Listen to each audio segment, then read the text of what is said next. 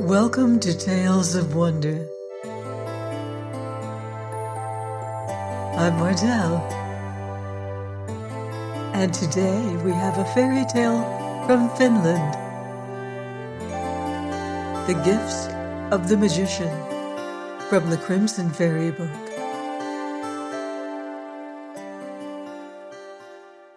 Once upon a time, there was an old man who lived in a little hut in the middle of a forest. His wife was dead, and he had only one son whom he loved dearly. Near their hut was a group of birch trees, in which some black game had made their nests, and the youth had often begged his father's permission to shoot the birds, but the old man always strictly forbade him to do anything of the kind.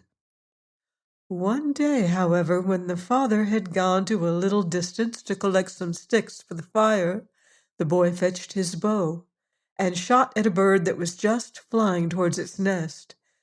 But he had not taken proper aim, and the bird was only wounded and fluttered along the ground. The boy ran to catch it, but though he ran very fast, and the bird seemed to flutter along very slowly, he never could quite come up with it. It was always just a little in advance.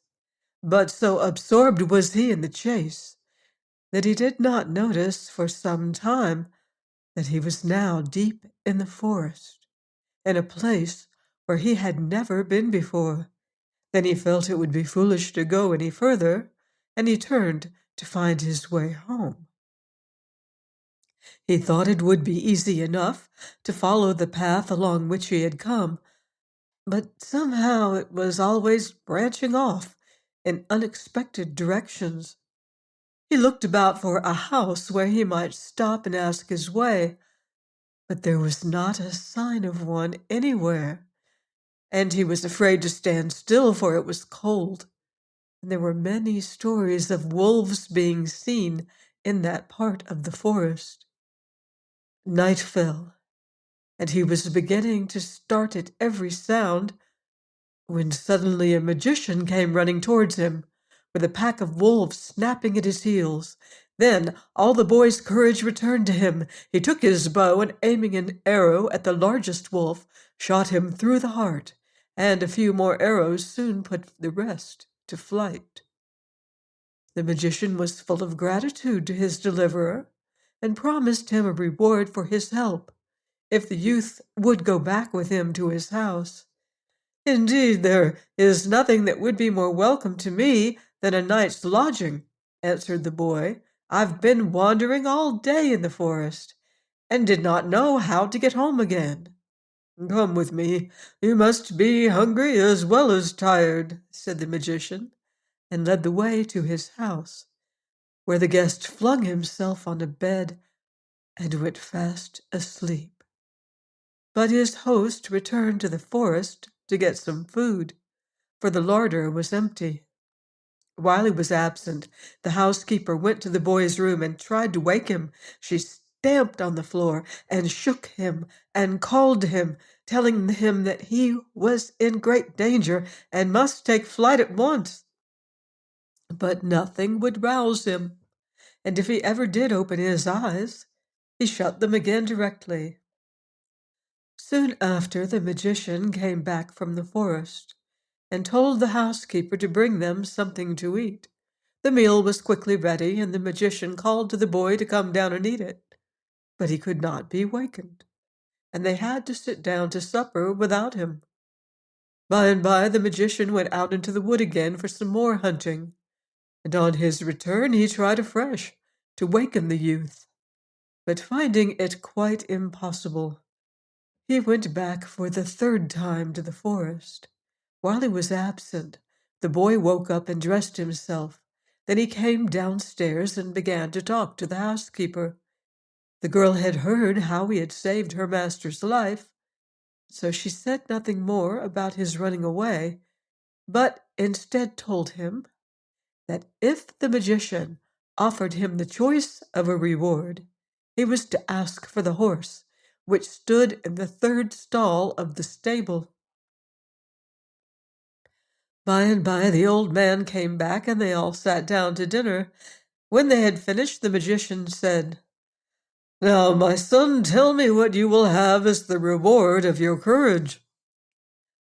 "Give me the horse that stands in the third stall of your stable," answered the youth, "for I have a long way to go before I get home, and my feet will not carry me so far."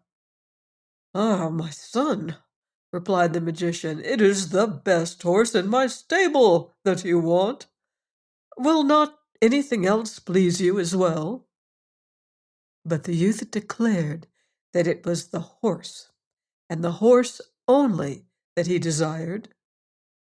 And in the end the old man gave way.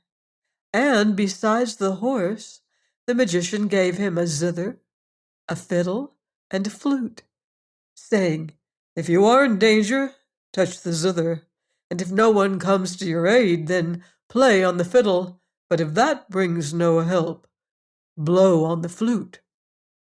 The youth thanked the magician, and fastening his treasures about him, mounted the horse and rode off. He had already gone some miles when, to his great surprise, the horse spoke and said, "It is no use your returning home just now. Your father will only beat you. Let us visit a few towns first, and something lucky will be sure to happen to us." This advice pleased the boy, for he felt himself almost a man by this time, and thought it was high time he saw the world. When they entered the capital of the country, everyone stopped to admire the beauty of the horse. Even the king heard of it, and came to see this splendid creature with his own eyes. Indeed, he wanted directly to buy it, and told the youth he would give any price he liked. The young man hesitated for a moment, but before he could speak, the horse contrived to whisper to him, "Do not sell me, but ask the king to take me to his stable and feed me there. Then his other horses will become just as beautiful as I." The king was delighted when he was told what the horse had said, and took the animal at once to the stables and placed it in his own particular stall. Sure enough, the horse had scarcely eaten a mouthful of corn out of the manger, when the rest of the horses seemed to have undergone a transformation. Some of them were old favorites, which the king had ridden in many wars, and they bore the signs of age and of service. But now they arched their heads and pawed the ground with their slender legs, as they had been wont to do in days long gone by. The king's heart beat with delight. But the old groom, who had had the care of them, stood crossly by and eyed the owner of this wonderful creature with hate and envy. Not a day passed without his bringing some story against the youth to his master. But the king understood all about the matter and paid no attention. At last the groom declared that the young man had boasted that he could find the king's war horse, which had strayed into the forest several years ago and had not been heard of since. Now the king had never ceased to mourn for his horse, so this time he listened to the tale which the groom had invented, and sent for the youth. "Find me my horse in 3 days," said he, "or it will be the worse for you." The youth was thunderstruck at this command, but he only bowed and went off at once to the stable. "Do not worry yourself," answered his own horse. "Ask the king to give you 100 oxen, and to let them be killed and cut into small pieces. Then we will start on our journey and ride till we reach a certain river. There a horse will come up to you, but take no notice of him. Soon another will appear, and this also you must leave alone. But when the third horse shows itself, throw my bridle over it." Everything happened just as the horse had said, and the third horse was safely bridled. Then the other horse spoke again. "The magician's raven will try to eat us as we ride away, but throw it some of the oxen's flesh.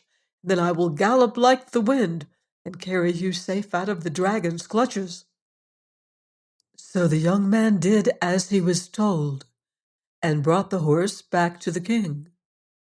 The old stableman was very jealous when he heard of it, and wondered what he could do to injure the youth in the eyes of his royal master. At last he hit upon a plan, and told the king that the young man had boasted that he could bring home the king's wife, who had vanished many months before, without leaving a trace behind her. Then the king bade the young man come into his presence, and desired him to fetch the queen home again, as he had boasted he could do, and if he failed, his head would pay the penalty. The poor youth's heart stood still as he listened. Find the queen? But how was he to do that, when nobody in the palace had been able to do so? Slowly he walked to the stable, and laying his head on his horse's shoulder, he said, "The king has ordered me to bring his wife home again. And how can I do that when she disappeared so long ago, and no one can tell me anything about her?" "Cheer up," answered the horse. "We will manage to find her. You have only got to ride me back to the same river that we went to yesterday, and I will plunge into it and take my proper shape again. For I am the king's wife, who was turned into a horse by the magician from whom you saved me." Joyfully the young man sprang into the saddle and rode away to the banks of the river. Then he threw himself off and waited while the horse plunged in. The moment it dipped its head into the water, its black skin vanished, and the most beautiful woman in the world was floating on the water. She came smiling towards the youth and held out her hand, and he took it and led her back to the palace.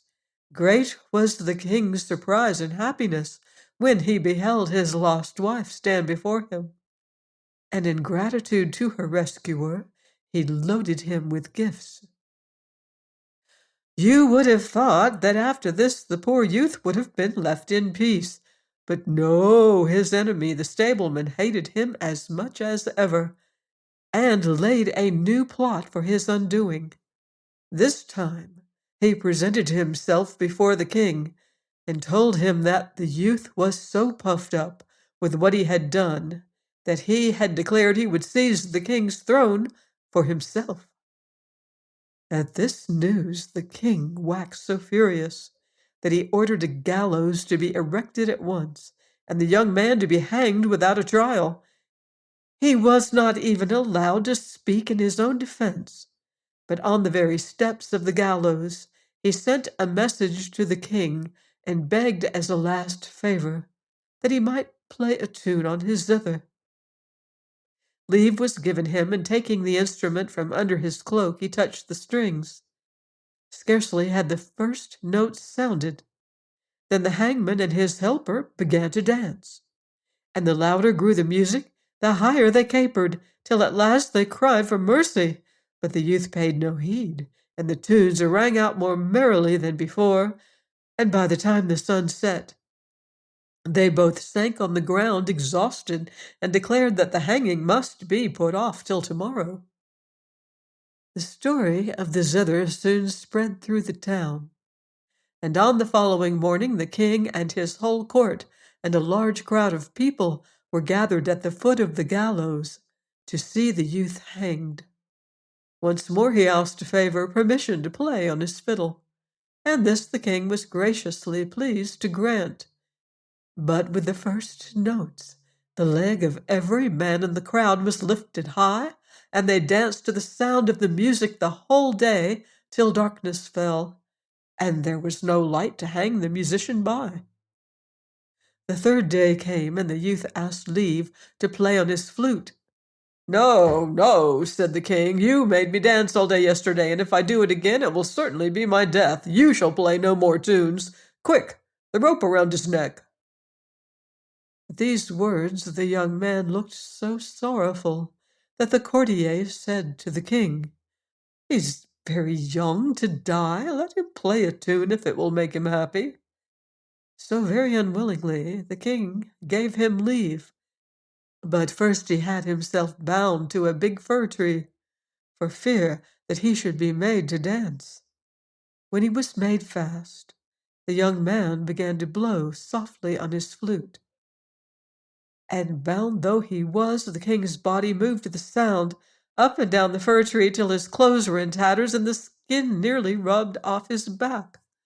But the youth had no pity, and went on blowing till suddenly the old magician appeared and asked, "What danger are you in, my son, that you have sent for me?"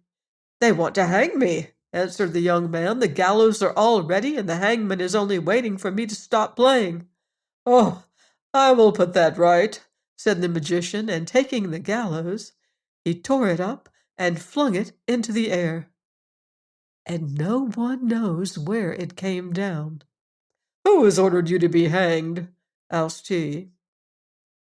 The young man pointed to the king, who was still bound to the fir, and without wasting words, the magician took hold of the tree also, and with a mighty heave, both fir and man went spinning through the air and vanished in the clouds after the gallows. Then the youth was declared to be free, and the people elected him for their king, and the stable helper drowned himself from envy, for, after all, if it had not been for him, the young man would have remained poor all the days of his life. Please join me here next week for another enchanting story on Tales of Wonder.